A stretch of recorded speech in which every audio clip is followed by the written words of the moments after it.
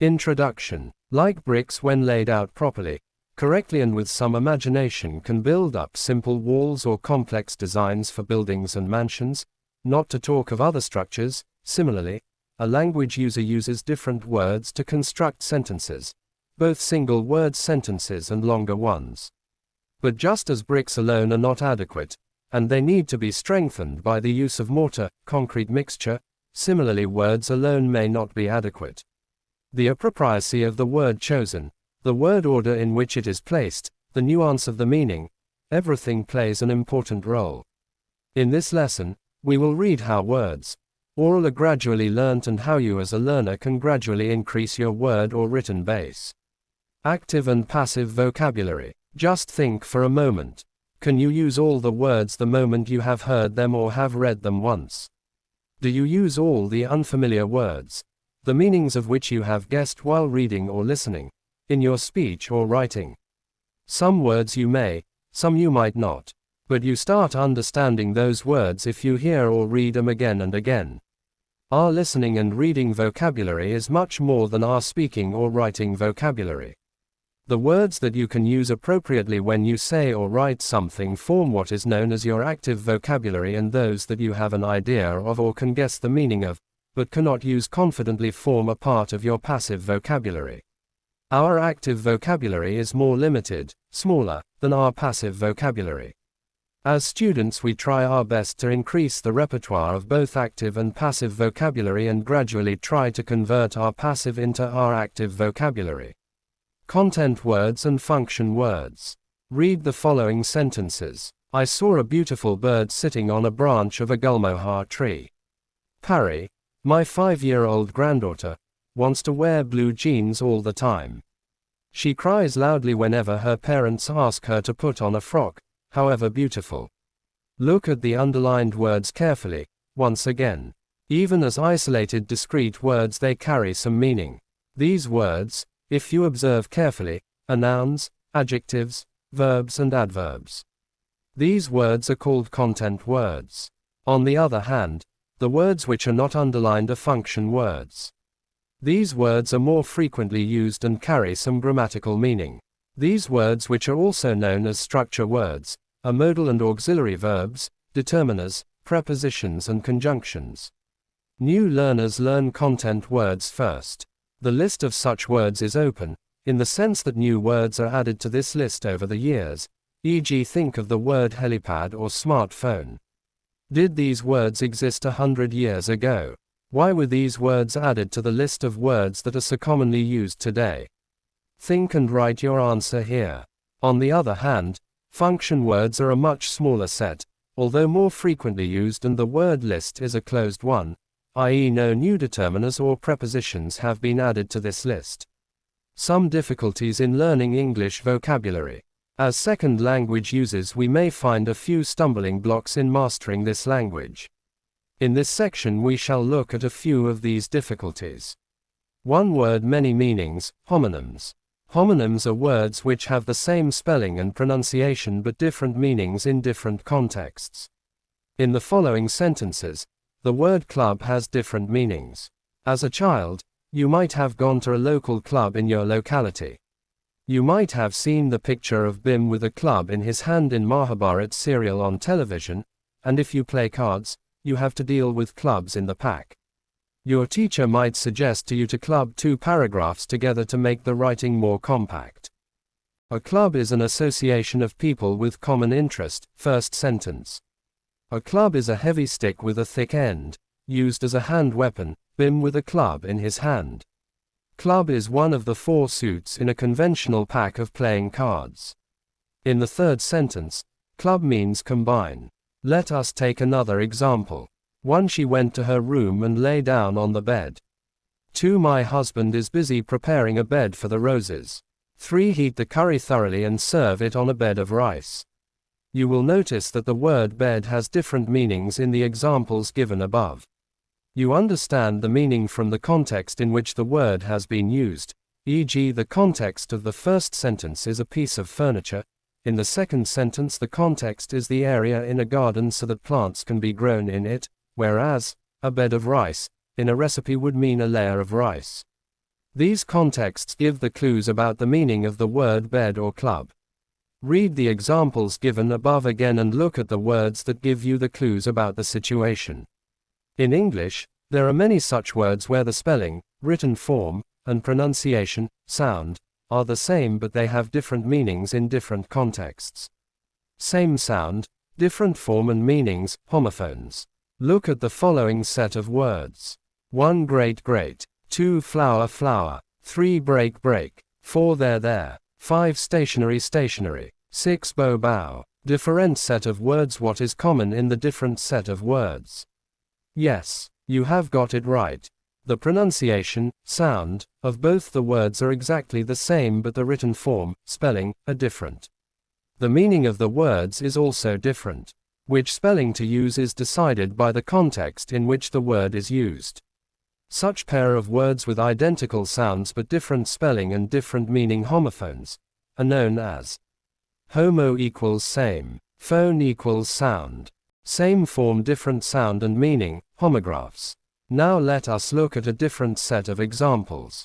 1a. The director's secretary took down the minutes. 1b. Even minute details are taken care of by a diligent organizer. 2a. Warriors, in earlier days, fought with bows and arrows. 2b. We bow our head to the martyrs of our freedom movement. What do you notice in the above examples? Write it in a sentence here. Did you notice that the spelling in both the sets of sentences are the same? What about the sound, pronunciation, and meaning? Consult a dictionary if you are not sure. Such pair of words are termed homographs. Homo equals same. Graph equals writing. In the above examples, did the context of the word help you in deciding the meaning? If yes, then write down the pronunciation and meanings of the words minute in sentences la and 1b and bow in sentences 2a and 2b. Idiomatic expressions. Does lend an ear to someone mean the same as to lend someone money? What does from hand to mouth mean? Who in your family is the apple of your eye? Or what is it to have a green thumb? As an experienced user of the language, you know the meaning of such idiomatic expressions, and you are well aware that these frozen expressions mean something which is totally different from the sum total of the individual words. The meaning cannot be derived from individual words and must be learnt as a complete unit of meaning. And this understanding is acquired slowly, gradually and with constant contact with the language. Formal informal expressions, approved, disapproved. Levels of formality and the connotations of some words also pose practical problems for students of a second language. In learning a new language, there is a tendency to use the more formal language in normal conversational situations or vice versa, i.e., use a slang or colloquial expression inappropriately. Similarly, the positive or negative connotations of some words might create difficulty for you. We all know how we applaud the firmness, determination or resoluteness, words indicating approval, of people we like, whereas we deplore the stubbornness, obstinacy and pigheadedness, terms indicating disapproval, of those whom we don't like in exactly the same situations. Similarly, the same person can be fat or plump to different persons. It takes a long time for most of us to catch such nuances of the language. Hyponyms, word categories. Orange is a fruit and so is an apple, banana or a mango. The word fruit is a superordinate while the name of other fruits given above are the hyponyms. Similarly, learners are familiar with different items in the world around them. Given below are some examples of this category of sense relationship. Superordinate, clothes, trees, different methods of cooking, colors, hyponyms, shirt, trousers, frock, kurta, neem, banyan, gulmohar, acacia, boil, simmer, bake, roast, deep fry, stir fry, saute. Blue, red, white, crimson, aquamarine, sea green, ochre. Collocation, word partnerships. Collocations are essentially word partnerships. A collocation is two or more words that often go together. Native speakers intuitively know which words frequently combine and are acceptable and which do not. Knowing the frequent collocations is essential for accurate natural English. We can use the word color in the following combination. Adjective, bright color, favorite color. Noun, color blind, eye, hair color, color film, photograph, color television. Preposition, in color. Some other collocations could be ideal character, central figure, gain status, met her fate, make your bed, do your homework, and so on.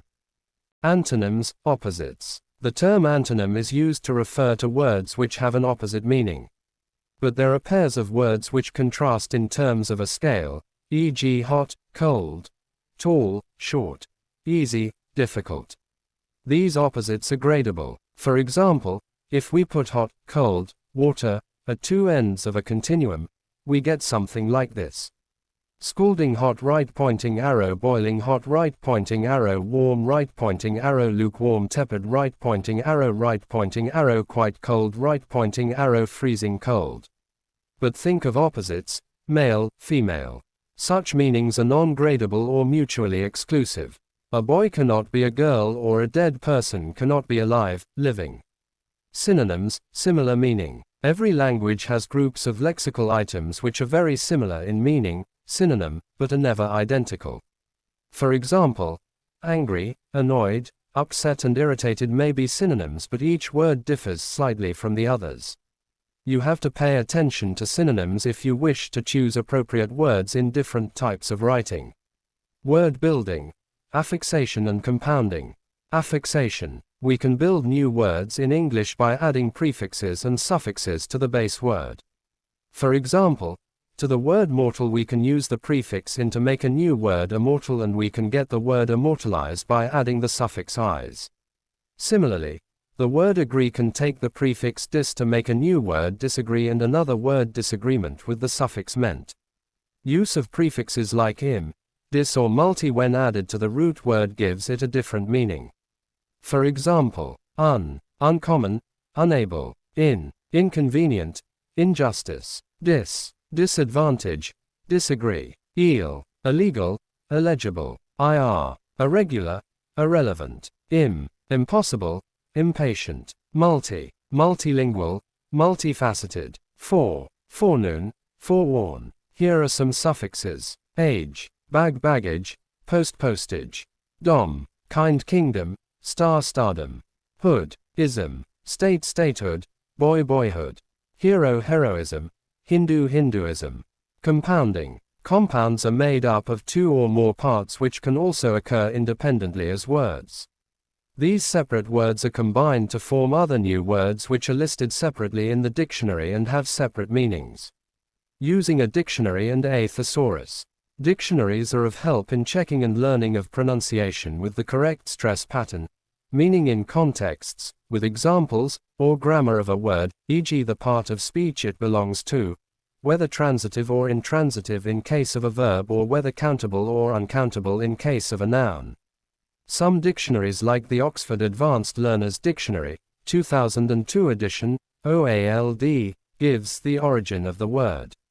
For example, Gordian knot means a very difficult or impossible task or problem. Then the origin of the word it mentioned. Origin. From the legend in which King Gordius tied a very complicated knot and said that whoever untied it would become the ruler of Asia. Alexander the Great cut through the knot with his sword. Moreover, dictionaries like the Cambridge International Dictionary of English, 1995 edition, includes a picture dictionary, e.g. on kitchen, bicycles, etc., as does Advanced Oxford or Collins County Build. The last dictionary mentioned here also includes word webs or topic-related vocabulary through encyclopedia-like readings combined with related artwork, word partnerships, collocations, and word links, word origin, e.g., geo-earth, geography, geology, geopolitical, or even usage like less and fewer. You also have used the dictionary to decide whether a particular word is formal, informal, and shows approval and disapproval to complete your task set in Check Your Progress 7. While the language of literary criticism of OALD is very informative, the text messaging and emoticons included in Collins CoBuild is very handy in an age of emails and SMSs. In other words, a dictionary is not only a useful reference material but also a treasure house of information to build up the vocabulary of your learners. In higher classes, you will find both the thesaurus and the dictionary extremely beneficial in reading and writing tasks.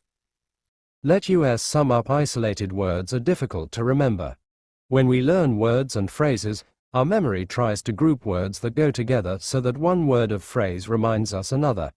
We have discussed some of these in different sections of this unit, e.g. related to the same topic. Associated words, e.g. the picture of a kitchen. Examples of a more general word, superordinate. Hyponyms, e.g. furniture, table, chair, etc. Similar in meaning. Synonyms, e.g. lazy, indolent. Opposite in meaning. Antonyms: lazy, active. Arranged along a scale. Word continuum, e.g. letter, word, phrase, sentence, paragraph, page, chapter, book, built from the same basic word. Affixation, compound words, e.g. type, retype. Prefix, child, children. Suffix, type plus right. Compound words. A word is rarely learnt at one go.